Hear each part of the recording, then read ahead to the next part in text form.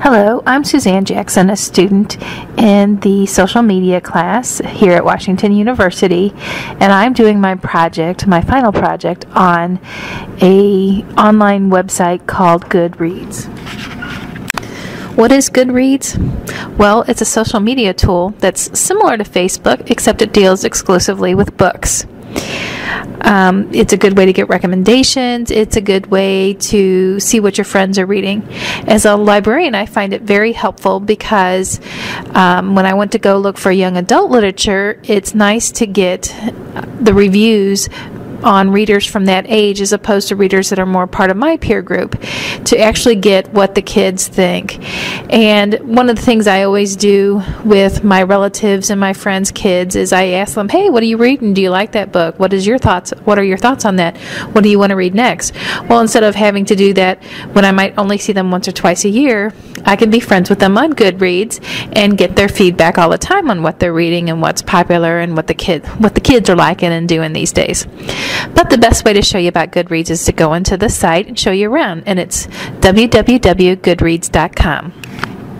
As you can see, right as you get in, it says meet your next favorite book, and that's truly what this is about, is finding new books to read. For those of you who just like one key to log in, you can sign in using Facebook, Twitter, or Google and use that site, and then of course it'll tie in and try to find your friends that are also on Facebook, Twitter, or Google to be friends on Goodreads. So I'll just go up here to the top. My username is already in there, and I'll just type in my password and enter.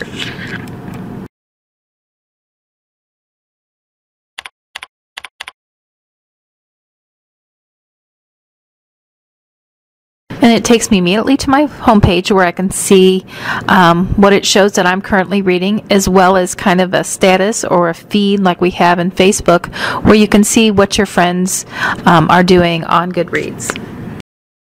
One thing I like to do with the status or the feed is to find friends of my friends who I might also want to be friends with, similar to what we do on Facebook when maybe someone from our high school, we see, oh, hey, they're friended with somebody else from high school that we didn't know was on Facebook. So I kind of go through that. So I'm going to do, as an example, this person, David Gilmore, and maybe see what he's about, and maybe I want to friend him on Facebook. So I can see that David likes a lot of political books, a lot of books of African American interest. So he may be somebody I want to follow his reviews to kind of get some interest on what's going on in the African American reading community. So we're back to the home page.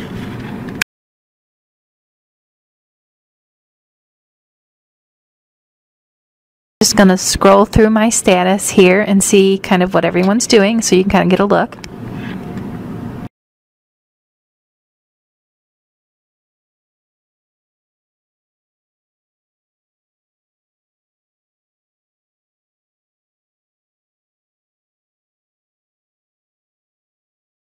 Back up at the top of the screen, if I click the little button next to my image, I can get all of my account information and kind of look at my settings.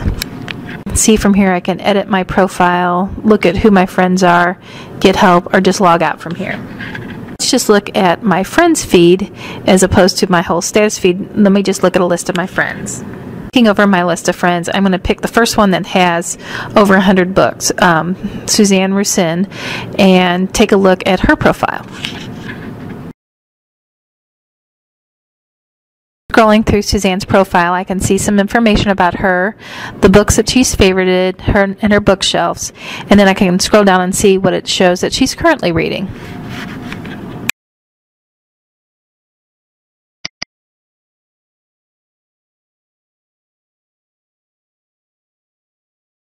And here we see the two books that Suzanne is currently showing reading, but she changed this both back in November of 2010, so I doubt these are the books that she's still currently reading. And that's a good example of your friends can use it and your friends cannot use it, just like a MySpace or my Facebook. It's only as good as the people who are out there using it.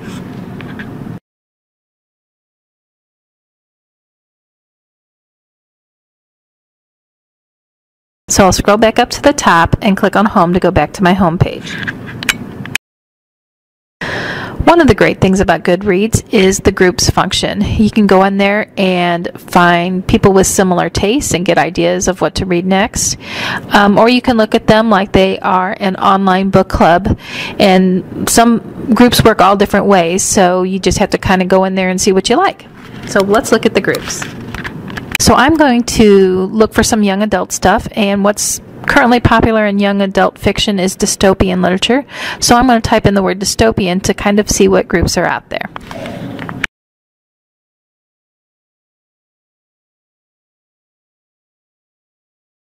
Most of the books under dystopian do deal with young adult literature.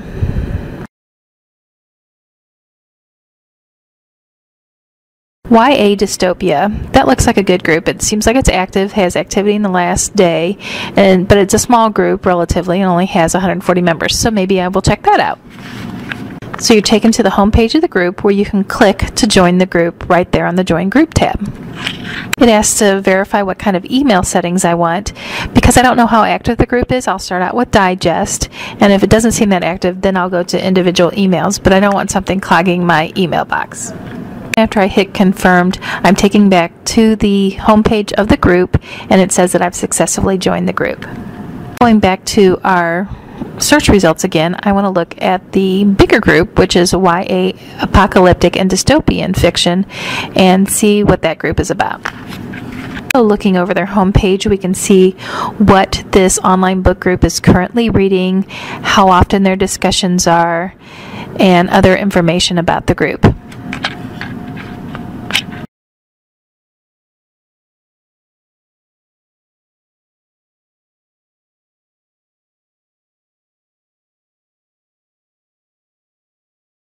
I believe the group looks interesting. I will go ahead and select Join the Group.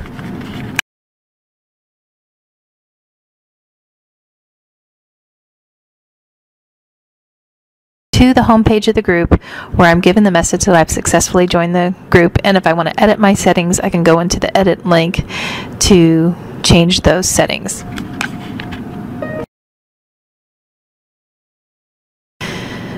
I think we can define a social media tool as that it is about people. Or in other words, what is social media if it's not about people? So let's look at Goodreads and see how it can connect us with other book lovers that aren't our friends, people that we might want to make our friends, or people that we may want to follow, what they post or their reviews or anything like that. So let's take a look at what's out there. To begin this, we'll start with the Explore option, which is at the top of the page. There we will choose the People option. When we click on People, it takes us to a page that shows us people who are currently online. Just some random people. But as you can see on the right, there's a lot of different options. For example, top users.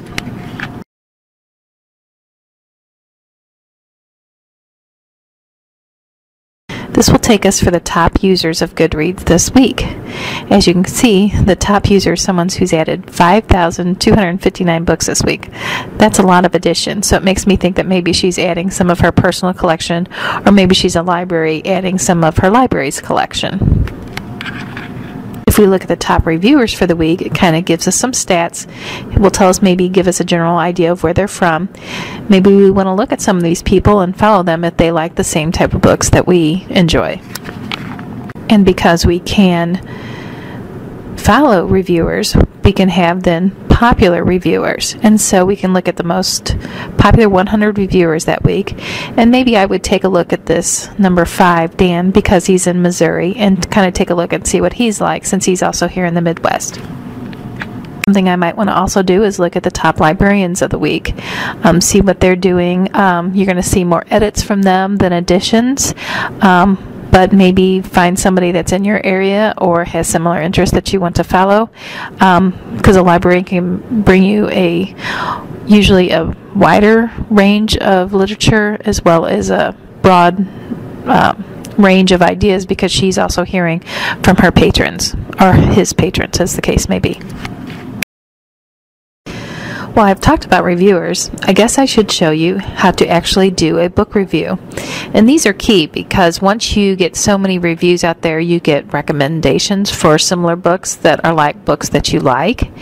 And as well as when you go into a book review, you can choose whether or not you want to connect with an author, which is great if it's one of your favorite authors. You can keep up with what's going on, what is he or she going to be writing soon, what book tours might be coming to your town, author visits, things like that, and just maybe some insight into the author itself. So these are two great things about, and actually the key to me, the key components are the book reviews, to get that feedback from your friends, or for your friends to get your feedback. So let's look at how to do a book review. So here on my Goodreads homepage, you can see that I have already rated 8 books, and once I've rated 20 books, they'll start giving me recommendations. They don't want to put in recommendations for the first 2 you like, because they may be 2 odd books that you read or something like that. So it's not until you get 20 books that they'll start giving you reviews. Then I'm going to go up here to the top of the page where you can enter the title or the ISBN. You can't enter the author, but there's authors with similar names, and I'm going to, for my example, enter an ISBN because there are books with similar names. Because in my example, I am going to review Hunger, which is the second book in the Gone series, which is a young adult dystopian. And I'm sure if I put in Hunger, because of the popularity of the Hunger Games, there's going to be all kinds of different stuff come up that I don't want. And if you enter the ISBN, you're always going to get the book that you want. So I entered the 10-digit ISBN for the Hunger book. Gives me a suggestion, and as you can see, the ISBN number it lists is the 13-digit as opposed to the 10-digit ISBN number that I entered. Once I select that book, it will take me to that book's home page, and I can, if this isn't a book I hadn't read, I can read about the book, some descriptions. I can go down further and read reviews, but this is a book I've read and a book I want to review. So the first thing I want to do is change it from there it might default want to read, change it to read. And once I change it to read, it automatically takes me to the review page.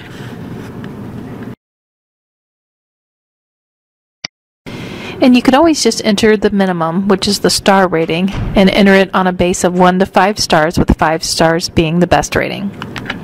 I could enter tags in there besides just my read. That will help me also sort these things, but I'm not going to do this at this time.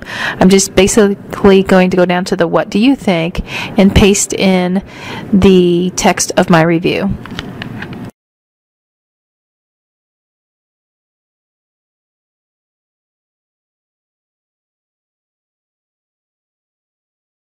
To ask me for the date that I finished the book. I don't remember the exact date, but it was in November of this year.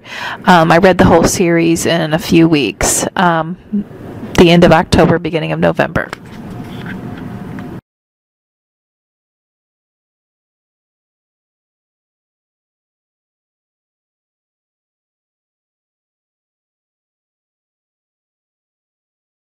At this point, I'm ready to save and post this to my profile, and I can also then say whether I want to update my feed, which will then show in my friends' feeds. If they're looking at that, it'll say that I have reviewed this book, and that's optional. Once I've saved it, it takes me back to the main page of this book, and I can see my friend Left Bank Books has also added this book and has reviewed that book. So I might want to take a look at it and see what they thought, to see if I'm out in left field or not. So that is something you can do, or you can read other people's recommendations and see if they had similar thoughts to you. I usually don't read other people's reviews before I review a book, just because I don't want them tainting my ideas. I might change my mind on what I think based on what somebody else read, or I might end up using the same verbiage or something like that. And now up at the top of the page for this particular book, I can see the author is a Goodreads author, as it says there, which means that he has a page on Goodreads. So I can click on his name and actually be taken to his page. From his homepage, I can see that he has a Facebook page. He also has a Twitter username and the phase, and actually that kind of links back to his Gone series, so I don't know if his Twitter feed is specific to those books, but because I know that I like him, I can go over here and click Become a Fan and actually start to follow his updates.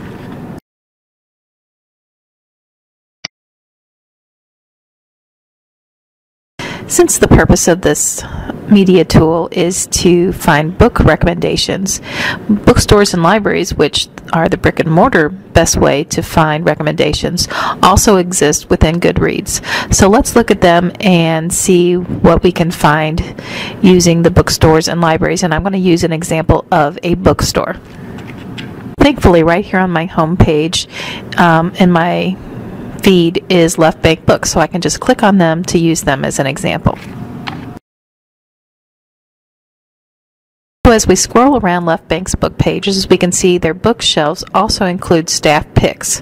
So I want to kind of take a look around and then choose Jarek's staff picks to take a look.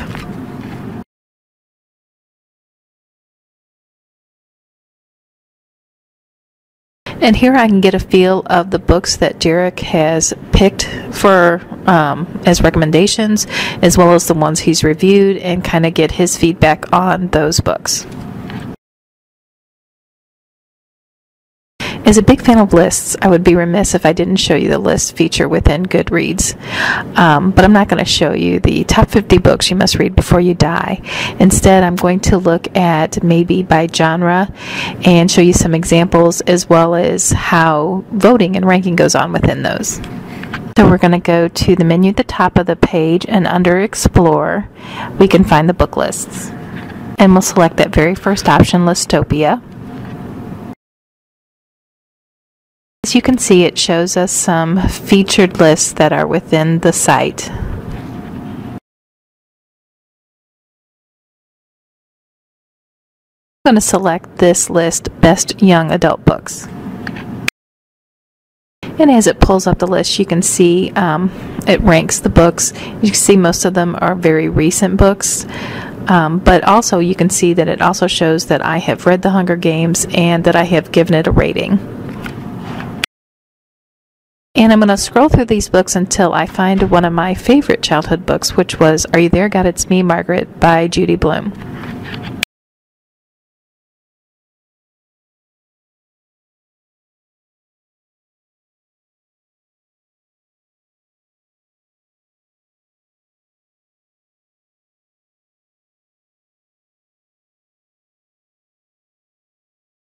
And once I find the book, I have the option of voting for the book, which will hopefully move it up in the rankings. And while I'm here, I might as well mark that I have read this book.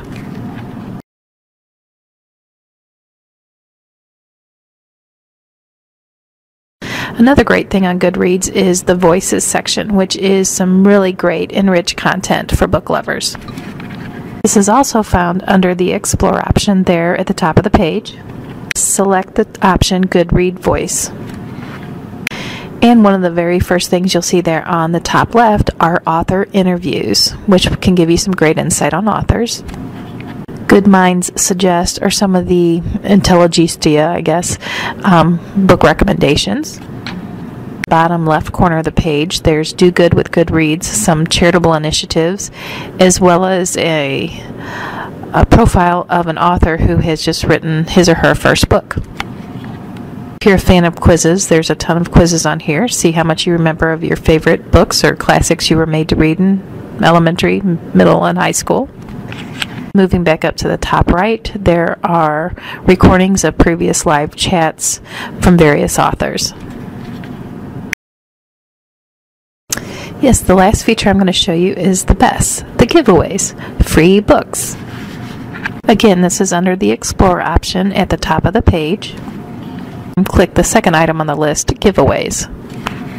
And as we scroll through the list, you can see on that very first one there's a button, Enter to Win, but on the second one there's not, because I already tried to enter that drawing to win that book. I'm going to scroll down and try to find a history book that I had seen earlier in the day.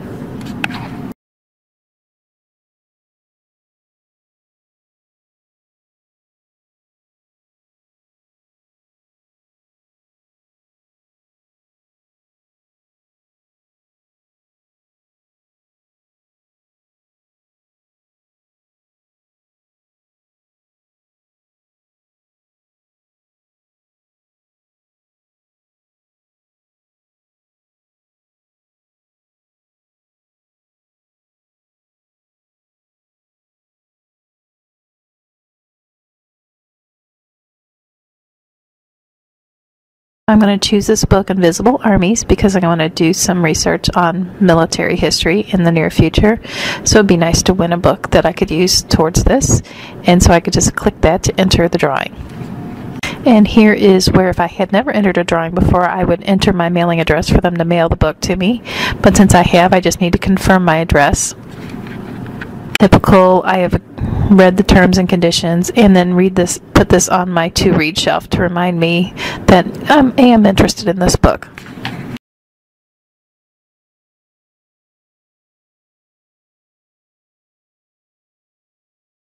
To read, but I can also categorize it and add it to a bookshelf. This particular book I'm going to add to history.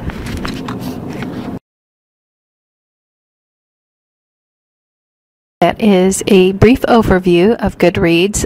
There's a ton of stuff that you can do with this. You could take a half-hour, 45-minute, hour webinar covering all the great things that you can do with this.